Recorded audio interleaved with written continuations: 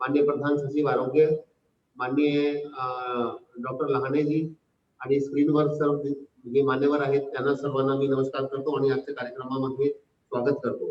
Sir, Thane महानगरपालिकाची मालकीचा हा 2 एकरचा plot होता, ज्याच्यामध्ये सर झी एंटरटेनमेंटच्या माध्यमातून 3200 चौरस मीटर क्षेत्रामध्ये अत्याधुनिक हँगर बांधून हे सर डीसीएचसी तयार करण्यात आलेलं आहे. याच्या विशेष सर असा आहे की इथे म्हणजे 306 टोटल बेड आहेत, त्यापैकी 208 ऑक्सिजन बेड आणि इतर नॉन ऑक्सिजन आणि ट्रायल बेड आहेत. सर या सेंटरमध्ये पार्किंग, त्यानंतर sir water supply, sewerage treatment, electricity food sir व्यवस्था झालेली आहे. एक्सरे मशीन, ईसीजी मशीन वगैरे सर्व इथे आहे. सर झीच्या माध्यमातून मेडिकल गॅस लाईन, तपासणी कक्ष, डॉक्टर नर्सेसचा लॉजिंग व्यवस्थापन कक्ष, वेस्ट मॅनेजमेंट रूम, प्रसाधन गृह, वाईफाई, सीसीटीव्ही हे सर्व सर करण्यात आलेलं आहे. सर आपली मदतीने माननीय पर्यावरण मंत्री महोदयांचे प्रेरणेने आम्हाला सर MMRDA मार्फत माननीय नगर विकास मंत्रीने 1,24,00,000 रुपयाचं अनुदान उपलब्ध करून दिला होता. त्यामधून मध्ये सर आम्ही ठाणे महानगरपालिकाच्या वतीने 98 लाख रुपये या प्रकल्पावर खर्च केलेले आहेत. सर या व्यतिरिक्त बोत्सनवासी श्री अक्षर Purushottam public charitable trust, Swaminarayan मंदिर, शाहीबाग, अहमदाबाद या संस्थेने विनामूल्य 310 बेड्स या सेंटरसाठी उपलब्ध करून दिलेले आहेत. सर कॉर्पोरेट सोशल रिस्पॉन्सिबिलिटी आणि अहमदाबादच्या संस्थेने जे आम्ही याच्यासाठी जे आमची मदत केली त्यासाठी आम्ही दोन्ही संस्थेचे आभारी आहोत. आता सर माझी या आज सेंटरचा आपल्या हस्ते लोकार्पण होत आहे. सर या सेंटरला 50 डॉक्टर्स, त्यापैकी 10 स्पेशलिस्ट, 150 नर्सेस आणि इतर 150 एन्सिलरी स्टाफ इथे सर उपलब्ध आहेत. आपण सर माझ्या पाठीमागे पाहू शकता. सर एक पूर्ण सज्ज होऊन हा सेंटर आज लोकांच्या सेवेसाठी आज रेडी झालेला आहे. माझी विनंती आहे माननीय तर आता मी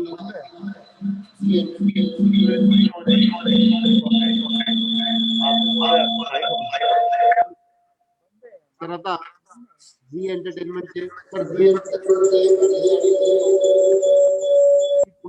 श्री पुनीत गोयंका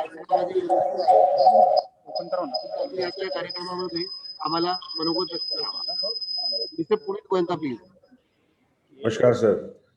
माननीय मुख्यमंत्री श्री उद्धव ठाकरे जी, पर्यटन, पर्यावरण एवं शिष्टाचार मंत्री श्री आदित्य ठाकरे जी, आशा करतो तुम्ही सर्व सुरक्षित आहात. मुझे प्रसन्नता है कि हमें माननीय मुख्यमंत्री जी और आदित्य जी के मार्गदर्शन से एक बार फिर महाराष्ट्र की सेवा करने का अवसर मिला है. हमारे फ्रंटलाइन वॉरियर्स, चाहे वो डॉक्टर हों, नर्सेज हों, पुलिस अधिकारी हों या नगर निगमों के अधिकारी व कर्मचारी हों, वे सभी इस मोर्चे पर आगे आकर इस महामारी से बड़े पैमाने पर राज्य और देश के लोगों की रक्षा कर रहे हैं. मुझे बहुत खुशी है कि ये dedicated Covid health care centre, जो मुख्य रूप से हमारे फ्रंटलाइन वॉरियर्स और उनके परिवारों के लिए बनाया गया है, राज्य को कोविड-19 के खिलाफ अपनी लड़ाई को मजबूत करने में सहयोगी सिद्ध होगा. जी की ओर से मैं माननीय मुख्यमंत्री जी और श्री आदित्य जी से इस हेल्थ केयर सेंटर का उद्घाटन करने का अनुरोध करता हूं, ताकि हम आधिकारिक तौर पर इसे ठाणे नगर निगम को सौंप सकें. मैं इस अवसर पर राज्य सरकार द्वारा कोविड-19 की इस महामारी से निपटने के लिए किए गए प्रयासों की सराहना करता हूं. खूब खूब आभार, धन्यवाद. जय महाराष्ट्र, जय हिंद.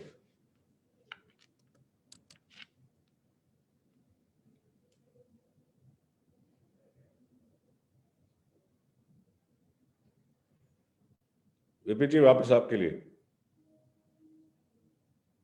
माइक म्यूट है, माइक म्यूट है.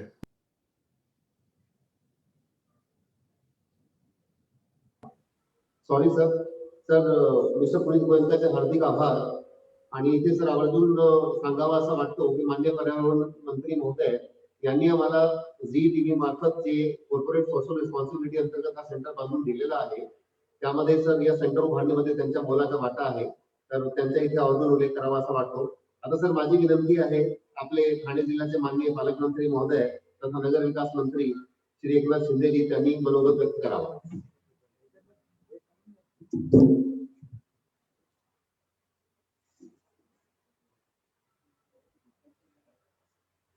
ठाणे महापालिका हद्दीमध्ये बोरिवली, घोडबंदर या ठिकाणी डेडिकेटेड कोविड हेल्थ सेंटरचं लोकार्पण आज आपल्या हस्ते होणार आहे. या प्रसंगी उपस्थित राज्याचे मुख्यमंत्री उद्धव ठाकरे साहेब, त्याचबरोबर जी समूहाचे पुनीत गोयंकाजी, आपले प्रधान सचिव व्यास साहेब, महापौर, उपमहापौर, सभापती स्थायी समिती, महापालिका आयुक्त, त्याचबरोबर लहाने साहेब पण दिसत आहेत. सर्व उपस्थित मान्यवर, आज मी सर्वप्रथम जी समूहाला मनापासून मी धन्यवाद देतो. गोयंकाजी आणि त्यांच्या टीमचं मनापासून आभार मानतो आणि त्याचबरोबर आदित्यजींना देखील धन्यवाद देतो. कारण हे जी इंटरनेट एंटरप्राइजेस लिमिटेड याच्या माध्यमातून ही सेवा देण्याच्या सूचना त्यांनी कमिशनर डॉक्टर शर्मा यांना दिल्या. मलाही ते म्हणाले जीच्या माध्यमातून आपण एक तिथे कोविड सेंटर उभं करूया आणि मग त्याप्रमाणे या महापालिकेच्या मैदानामध्ये हे ओपन ग्राउंड मध्ये 306 बेडचं हे कोविड सेंटर उभं राहिलेलं आहे. कमिशनर साहेबांनी सांगितलेलं की ऑक्सिजन बेड 208 आहेत, नॉन ऑक्सिजन 96, ड्राय बेड 2 असं एकंदरीत. त्याचबरोबर यामध्ये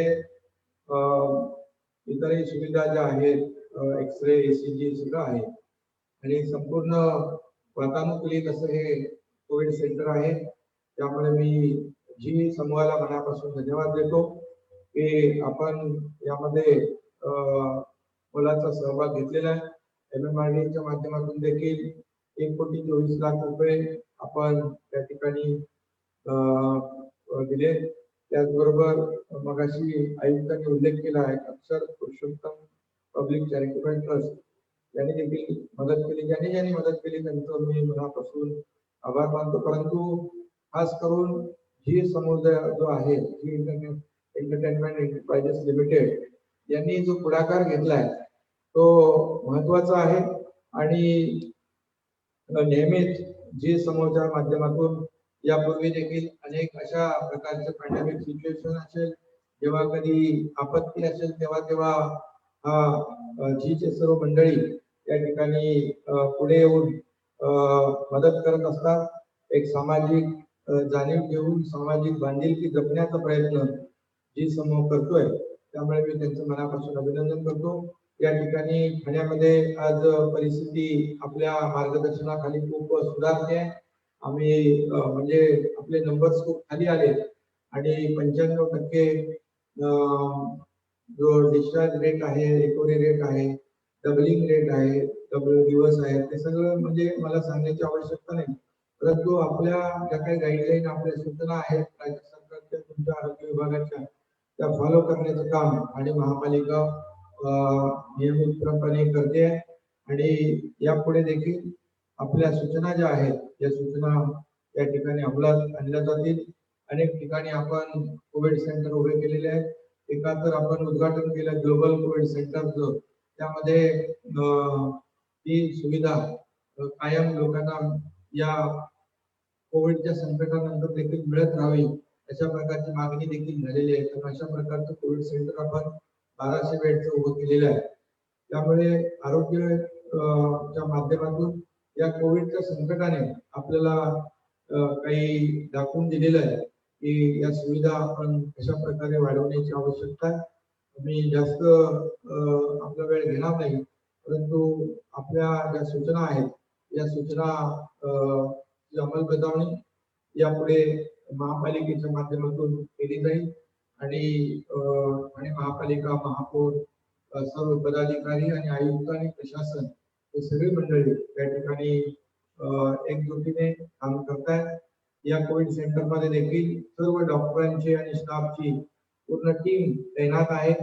आपल्या म्हणण्यानुसार कोविडच्या रुग्णाला बेड मिळाला नाही अशी तक्रार येता कामा नये. आपले बेड रिकामे राहिले तरी चालतील. रिकामे म्हणजे राहिले नाही म्हणजे आपले पेशंट कमी कमी होत जातील.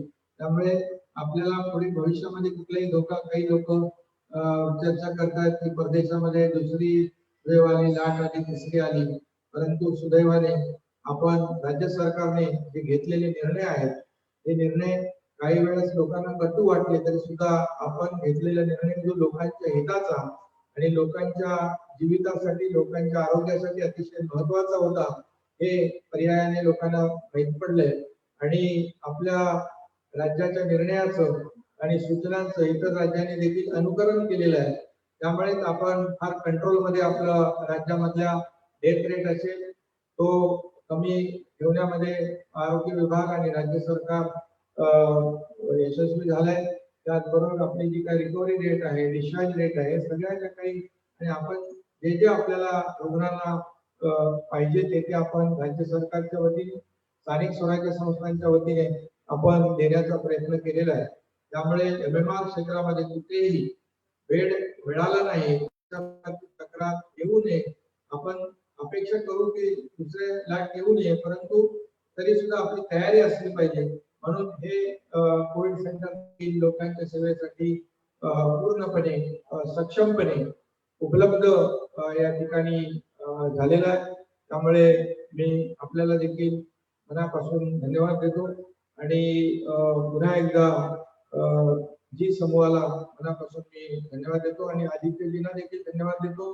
त्यांनी हे जे कोविड सेंटर जीच्या माध्यमातून उभं राहिले त्याच्यात पुढाकार घेतला. त्याचबरोबर आपल्या MMRच्या महापालिकांना ऑक्सिजन कॉन्सन्ट्रेटर देखील ते देखील आपल्याला सपोर्ट दिला. त्याचबरोबर धारावी आणि मुंबईमध्ये जे काही अनुभवी तज्ञ डॉक्टर आणि इतर लोकांनी काम केलं, महापालिकेच्या अधिकाऱ्यांनी काम केलं, त्यांना देखील आमचा या महापालिकांमध्ये आपल्या लोकांना सूचना देण्यासाठी, मार्गदर्शन करण्यासाठी देखील त्यांनी त्याचा अनुभव कामी आणलेला आहे त्या लोकांचा. त्यामुळे त्यांना मी मनापासून धन्यवाद देतो आणि मी या ठिकाणी थांबतो. जय हिंद, जय महाराष्ट्र. धन्यवाद मंत्री महोदय. आता सर्व उपस्थितांची वतीने मी माननीय मुख्यमंत्री महोदयांना विनंती करतो की त्यांनी आज या झी बोरीवडे डेडिकेटेड कोविड हेल्थ सेंटरचा लोकार्पण करावा आणि उपस्थित सर्वांना मार्गदर्शन करावा.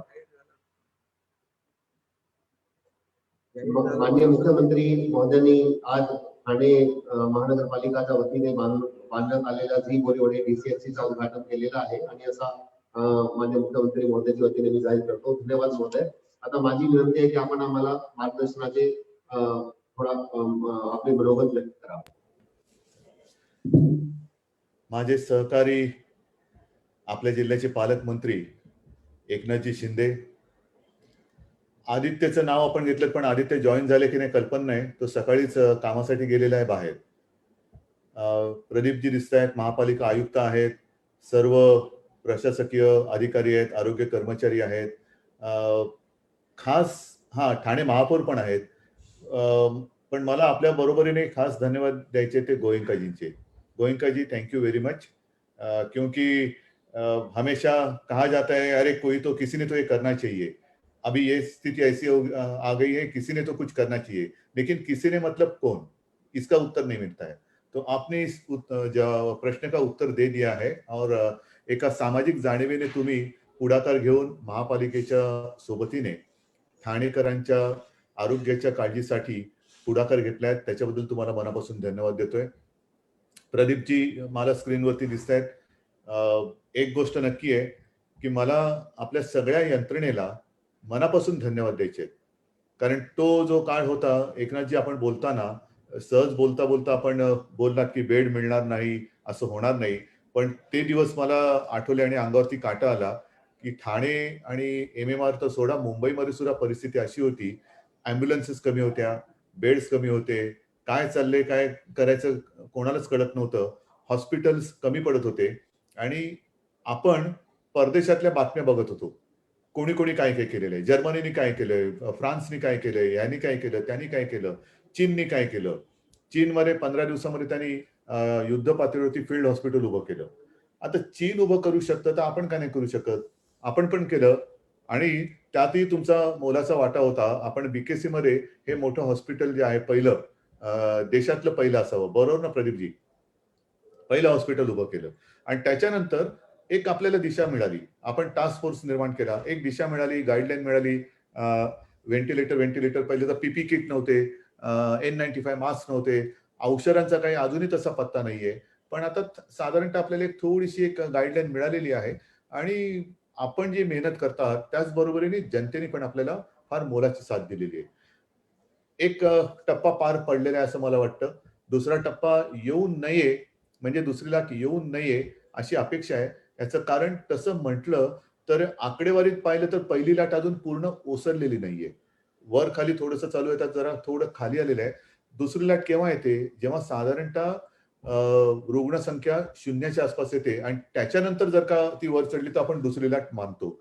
अजूनही तशी परिस्थिती आपल्याकडे पूर्ण आलेली नाहीये. म्हणजेच पहिली लाट पूर्ण गेले असं आपण समजू नये. असं आपण समजू नये. अ, हे सगळं बोलताना मला एका गोष्टीचं आणखीन तुम्हाला कौतुक करावंसं वाटतं. कारण मी माझ्यासमोर जे कागद आहेत त्याच्यात वाचलं, कोविड नंतर पोस्ट कोविड हा एक फार सतावणारा मुद्दा आहे. कारण कोविड होऊन गेल्यानंतर दुर्दैवाने काही जणांचे नंतर कोविडमुळे नाहीत, पण त्यांच्यावरती जे काही त्यांच्या शरीरावरती, त्यांच्या शरीरातल्या विविध अवयवांवरती व्हायरसने केलेले घातक परिणाम असतील. कदाचित एखाद्याच्या सहव्याधीमुळे त्याच्यावरती औषधोपचाराने केलेले दुष्परिणाम असतील. त्या कारणामुळे मृत्यू झाले आणि थोडेफार होतात. तर नेमकी काळजी काय घ्यायची? एक शरीराची तर काळजी घ्यायची, पण मानसिक आरोग्य, एक थोडीशी भीती येते, डिप्रेशन येतं, त्याच्यानंतर चिड होते, भीती वाटायला लागते.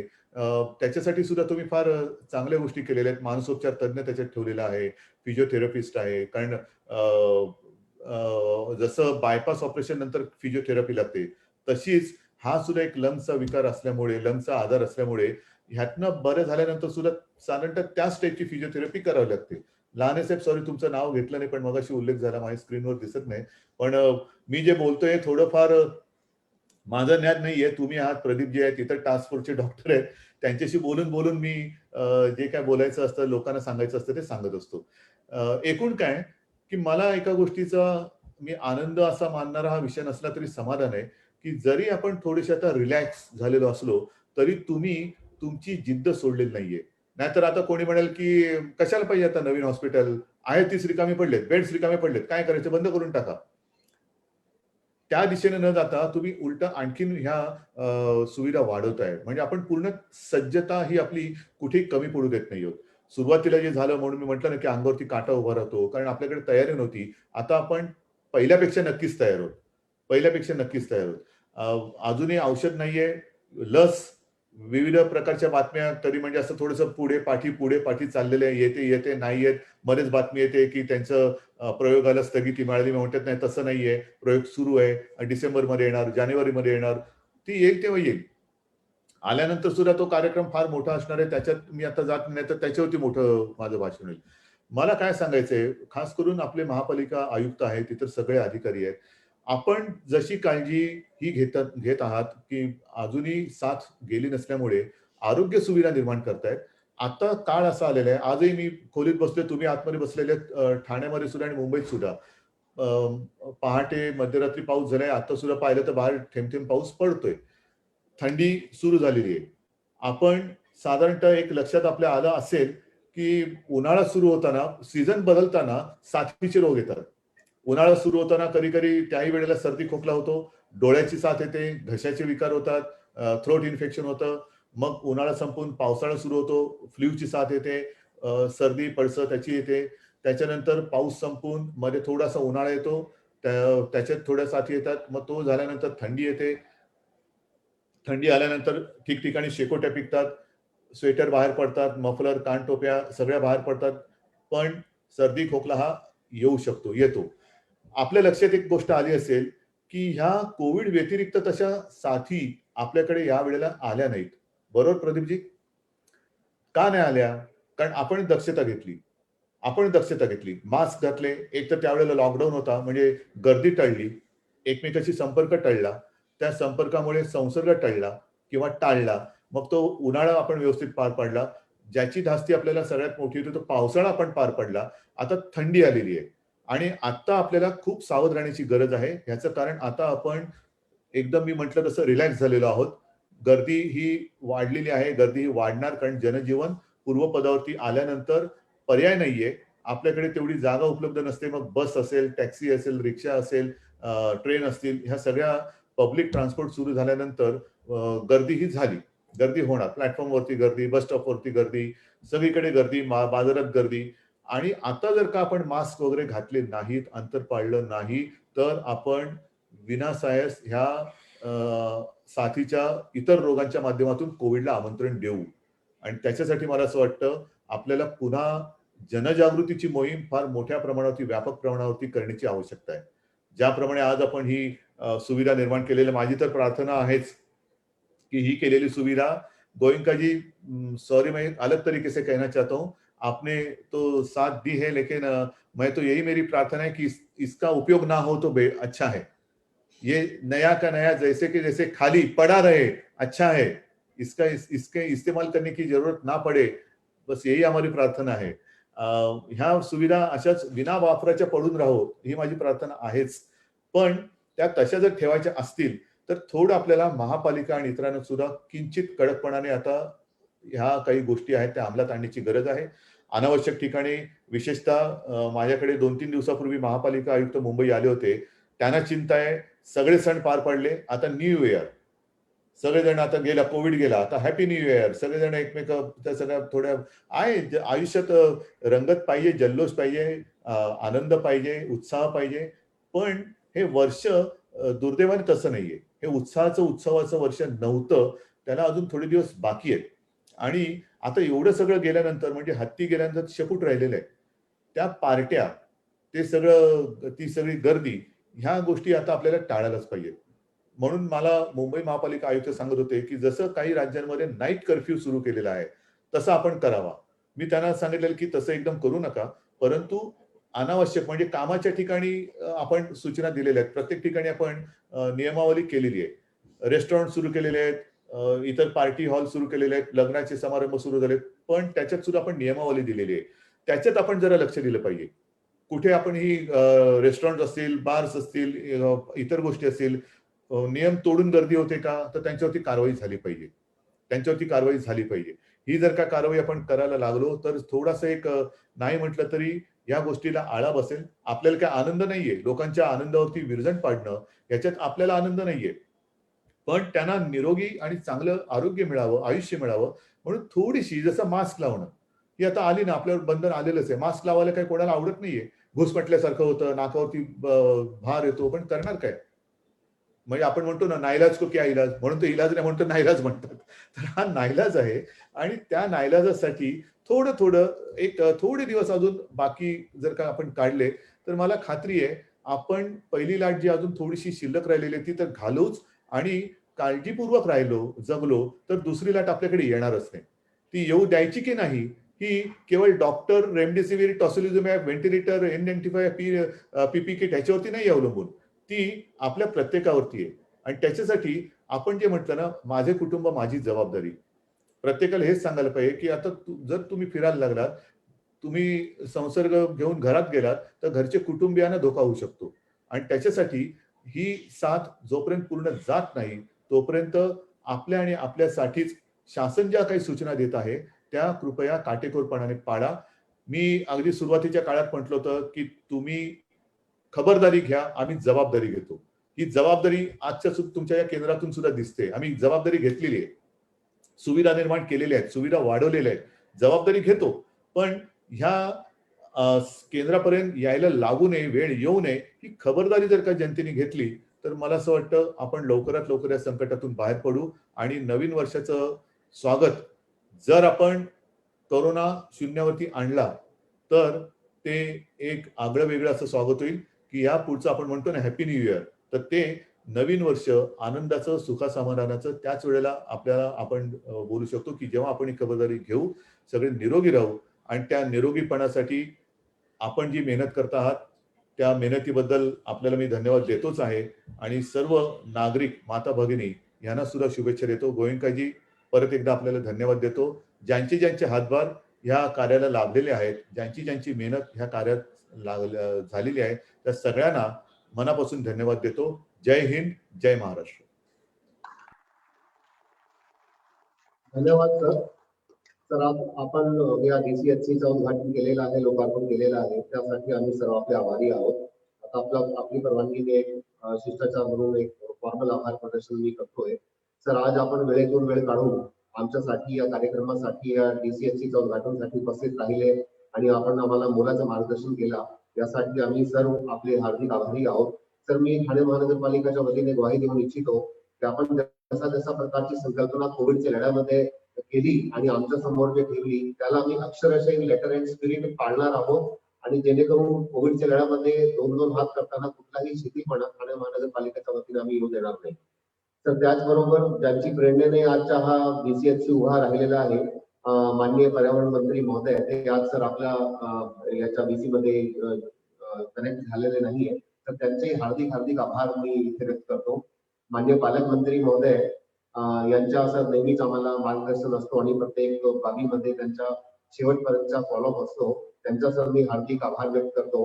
सर, पुनीतजी गोयंका ज्यांचे हातभारमुळे हा एवढा मोठा सेंटर सुरू झालेला आहे, कॉर्पोरेट सोशल रिस्पॉन्सिबिलिटीच्या माध्यमातून त्यांनी आमची एवढी मदत केली, त्यांचा सर मी हार्दिक आभारी आहे.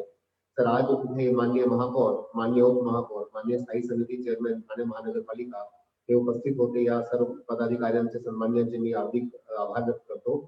Sir, Shri Vyas sir, खाटे sir, या दोघांचाही मी आभारी आहे. डॉक्टर लहाने, त्यासोबत सर ठाणे महानगरपालिकाचे सर्व अधिकारी, DCHC बोरीवडेचा